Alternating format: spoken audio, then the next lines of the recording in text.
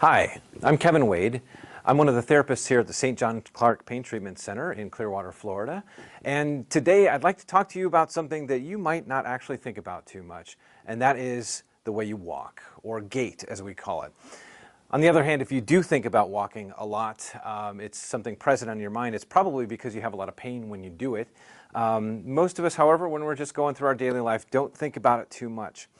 However, when we're looking at our patients in the postural sense and looking at how their movement patterns might be contributing to the refacilitation or the perpetuation of their pain, the gait pattern becomes very, very important. Most of the time, normal people take about 10,000 steps in a day, and if that movement pattern is dysfunctional or creating imbalances in the musculature, it's going to contribute to some of those problems and reinforce some of the problems that are already there.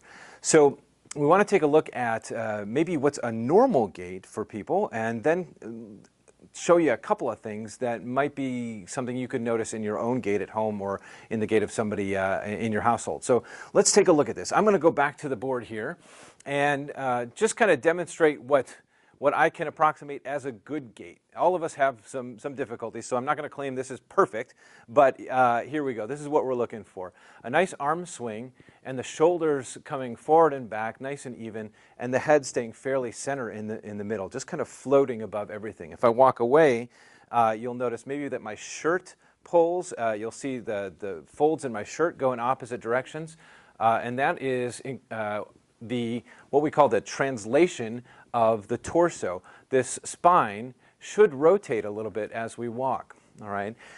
A loss of spinal translation or shoulder translation, this slight movement back and forth like here that I'm exaggerating a little bit, is one of the biggest problems that we notice with our patients. You can spot this in a couple of different ways, and I'm going to head back towards the board here. I'm going to take away the translation and the rotation in my spine and walk towards the board and come back. So I want you to take a look at this.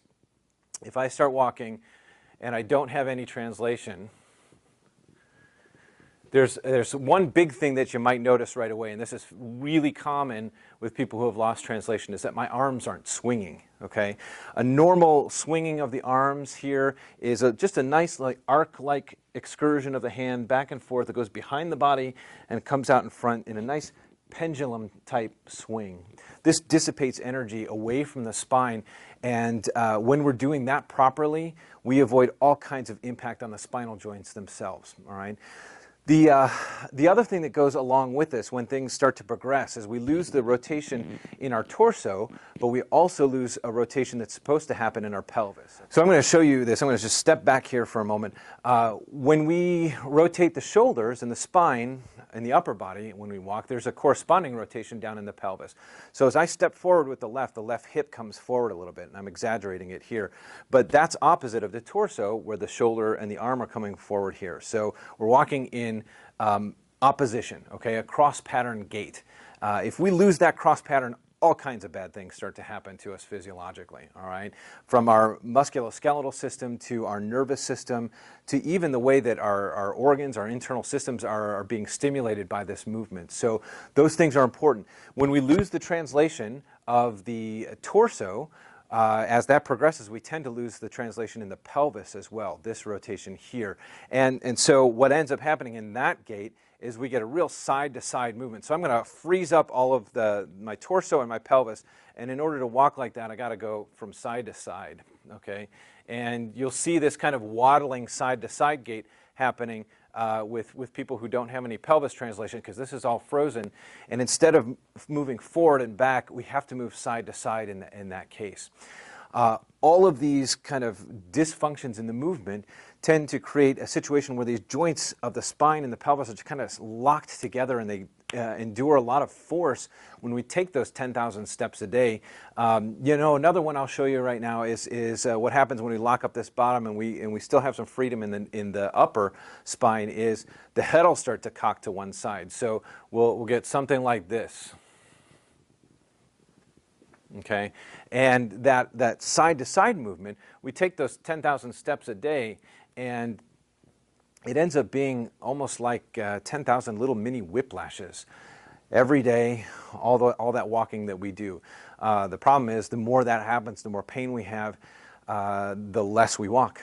So we start to create more dysfunction from not moving as well. Now, the origins of these gait pattern problems can be a wide variety of things. Factors from bad movement habits learned early on, injury that has happened, muscle spasm. We could have functional issues that relate to nutrition or hydration. Many things like that. So finding the origin of that dysfunction is important for us as well. But what we find is that we can work on someone, release all these muscles in the soft tissue work that we do, get them all aligned and eliminate the distortions that they have when they come in for their treatment. But if we don't also address the way that they're moving in their gait pattern, a lot of those patterns, distortions start to come back. We see them every week. The same pattern comes back. And often we can trace that back to a faulty movement pattern in their gait. So this is one of the things that we analyze when we're working with patients. But I do want to give you a little bit of an exercise, a little bit of a freeing motion that you can do at home if you notice in yourself or someone else that they're not translating in the shoulders. This rotation, we kind of have to reestablish the rotation in the spine. So you can do a little exercise.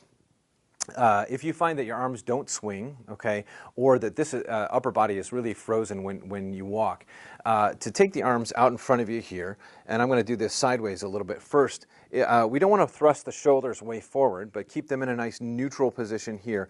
And the important thing is to keep your elbows straight here. We don't want to bend elbows when we do this little exercise.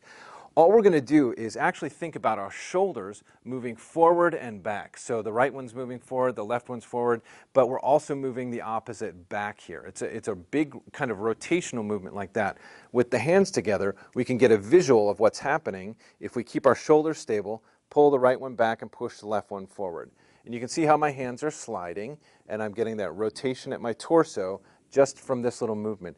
And if you repeat that sliding back and forth 10, 15, 20 times maybe, a couple of times a day, what that will do is start to facilitate your rotational muscles in the spine, help you open up the spine and regain a little bit of that torso translation when you're walking.